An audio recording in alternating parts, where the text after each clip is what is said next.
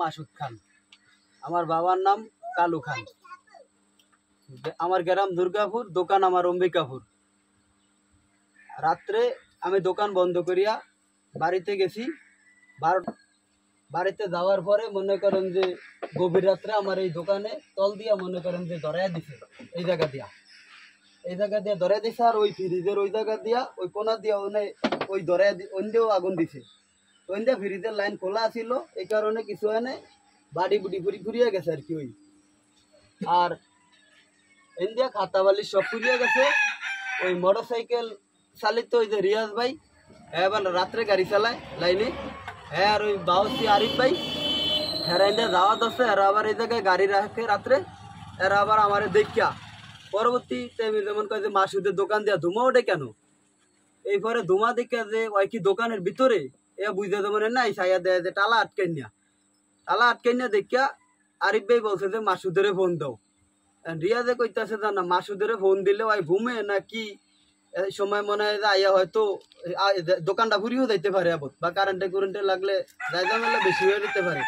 পরে ওই বাইক গেছে গিয়া মোটর সাইকেল টান দিয়া বাইক গিয়া আমার জাগাইয়া এরপর বাড়িতে আমার নিয়ে আসছে। তালা খুললে দেই যে অবস্থা, তালা খুললে দেই যে আগুন জ্বলতে আছে ভিতরে। এরপর তারাই আমি খাতা বালি সেগুলো সব বাইর করিয়া বাইরে হালাইছি, পানি দিয়ে গুলালি পাইছি আর কি। দোকানে ঘুমাই, কালকে আমি দোকানে ঘুমাই না। আমি যদি কালকে দোকানে ঘুমাইতাম, এমন আছে আমিও মনে করেন যে কেউ যদি না দেখতো, এমন আছে আমিও কেননা এই অবস্থায় কেননা মরিয়া যাইতাম।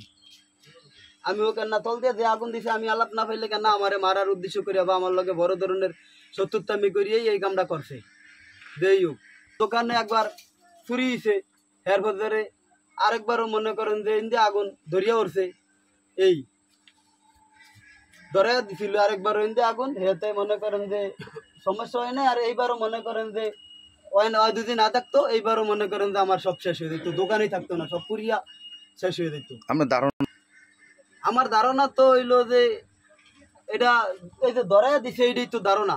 কারোর প্রতি আপনার সন্দেহ আছে কিনা বা এরকম কোনো? এখন দোকানদারি করি ঠিক আছে, কিন্তু আমি তো মনে করেন যে কেউ লোকে ভালো করতে হয়, দোকানদারি করতে হইলে কেউ লোকে খারাপ করতে হয়। এখন কে ধরাইয়া দিছে এটা তো আর আমি নিজ চোখে দেখিনি।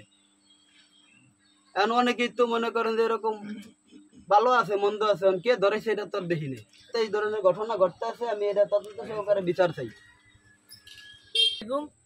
আমি গভীর রাত্রে গাড়ি চালাই, রাস্তার লাইনে গাড়ি চালাই, ভাড়া গাড়ি। মোহাম্মদ রিয়াজ হোসেন। আমি রাত্রে 4টা আসার সময় দোকানে আগুন জ্বলতে আছে, মানে ধোঁয়া জ্বলতে আছে। ধোঁয়ার উদ্দেশ্যে আমি মাসুদের বাড়ি থেকে মাসুদের ডাক দিয়ে না মাসুদের দোকান খোলাইছি। খোলার পর দেখে খাতাবাজি আর বালিশ আনতে আছে। এই উচিত মনে করেন দোকান পানি কেজি দিয়ে অনেক বন্ধ করছে। কিছুক্ষণ আগেই দিছে, তো 4টা নদী দিচ্ছে, কিন্তু আধা ঘন্টা আগেই চলে গেছে, আধা ঘন্টা আগে দিয়ে চলে গেছে।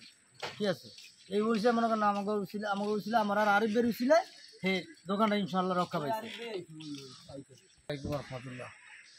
আমি রাত 4:40 নাগাদ জায়গায় আসছি, 4:30 বাসার থেকে রওনা দিয়েছি। আমার আসতে হয়তো 10 মিনিট লেট হয়েছে।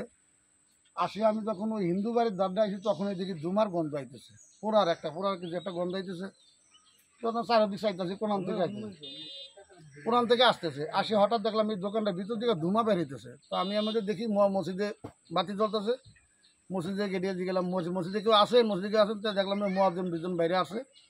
বললাম যে দেখেন এই তো এটার ভিতরে আগুন ধরছে।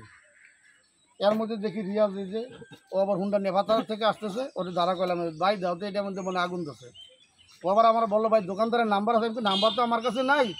তা দেহ তাহলে আমি বাসায় দিই। ও আবার হুন্ডাটা নিয়ে ডাইরেক্ট বাসায় গিয়া তারপর হয়তো দোকানের মালিক যাদেরকে আসলো নিয়ে আসছে। আসি হয়তো দেখে দোকানের ভিতরে যাই পরিস্থিতি এই। আমি পর্যন্ত আমারই তখন রাস্তায় কোনো লোকজন দেখিনি।